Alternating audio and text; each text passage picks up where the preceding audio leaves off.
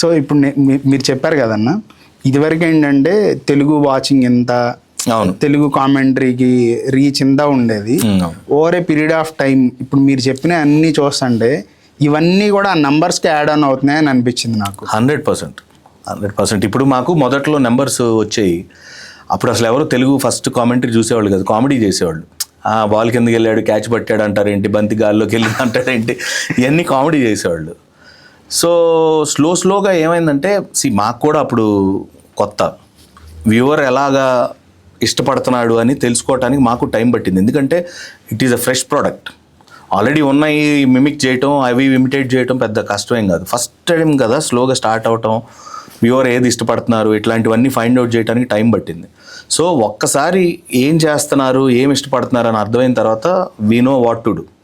మా ప్రొడ్యూసర్స్ కానీ వాళ్ళు అసలు నేను చెప్తున్నా కదా ప్రేమ్, వాళ్ళ వర్క్ వాళ్ళు చేసేది అసలు అన్సంగ్ హీరోస్. వాళ్ళు వెనకాల ఉండి వాళ్ళు చేసే పని. ఎందుకంటే రన్ ఆర్డర్ ప్రిపేర్ చేయాలి, ఏ ప్లేయర్ ఎంత, ఎవరేంటి, దానిలో మంచిలో స్పాన్సర్ సెగ్మెంట్ చేయాలి, ఏ సెకండ్స్లో ఎన్ని సెకండ్స్లో స్పాన్సర్ సెగ్మెంట్ తీసుకురావాలి, ఎక్కడ ఏం వెళ్ళాలో అది చేయాలి. సో లిటరలీ చెప్పాలంటే వాళ్ళు ఒక యుద్ధానికి ప్రిపేర్ అవుతున్నట్టే ప్రతిరోజు. సో అలా చేస్తేనే అవుట్పుట్ ఇట్లా వస్తుంది. And I'm very thankful to every viewer. ఇవాళ తెలుగు రాష్ట్రాల్లో తెలుగు కామెంటరీ అంటే అంత ఆదరణ దొరుకుతుందంటే హ్యాట్స్ ఆఫ్ టు దెమ్. అందరూ వాచ్ చేస్తున్నారు కాబట్టి we are also very thankful to them. ఇందాక మీరు చెప్తున్నప్పుడు అన్న బంతి గాల్లో ఎగిరింది అని చెప్పి, ఇదివరకు చిన్నప్పుడు ఈ తెలుగు సీసీఎల్ జరిగేది. సీసీఎల్ జరిగేటప్పుడు ఏంటంటే వీళ్ళు ఆ కామెంటరీ చెప్తే చాలా బోర్గా ఫీల్ అయ్యాను, మ్యూట్ చేసేసి అలా చూసేవాను. మీరు అది మీకు అలాంటి ఫీలింగ్ ఎప్పుడన్నా వచ్చిందన్న?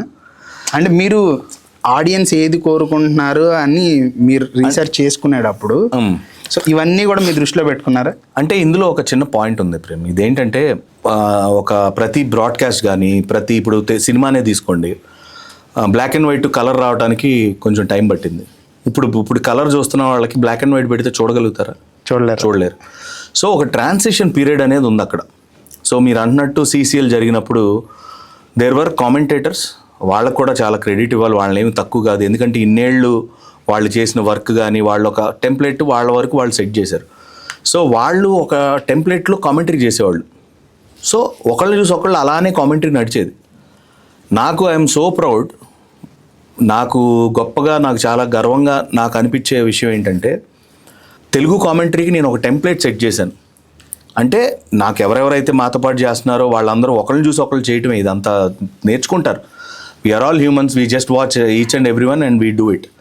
సో నాకు టెంప్లెట్, నేను ఇలా కామెంటరీ అంటే ఇట్లా చెయ్యాలి అనే ఒక టెంప్లెట్ సెట్ చేసిన తర్వాత మిగతా వాళ్ళందరూ everybody has their own style, nobody is lesser or nobody is greater. అందరూ చక్కగా టెంప్లెట్ ఫాలో అవుతూ ఆ ట్రాన్సిషన్ పీరియడ్లోకి వచ్చాం. అంతకుముందంతా కొంచెం సీనియర్స్ ఉండేవాళ్ళు, వాళ్ళు బంతి గాల్లోకి వెళ్ళింది, లేకపోతే జాలు వారింది, జలదరించి ఇలా ఏం మాట్లాడేవాళ్ళు. పాపం తప్పనేం కాదు. So it use to be like that. And అది ఆ ట్రాన్సిషన్ అట్లాగా ఇట్లా వచ్చింది ఇప్పుడు ప్రజెంట్.